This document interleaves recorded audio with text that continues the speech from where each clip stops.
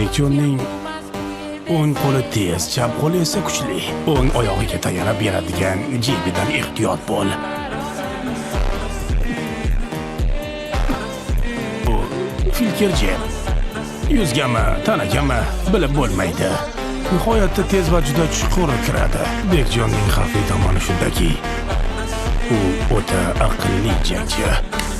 Menga hujum qil. Bir ikkita jeb ur. Shunday. Ha? Xo'sh. Mana Qo'lim og'riyapti. davom et. Yaxshi. Shundoq. Ana. Yo'q, qochma. Bu vaziyatda nima qila olasan? Xo'sh. Qarshi zarba. To'g'ri, qarshi zarba. Qani, yana. Davom et. Shunday.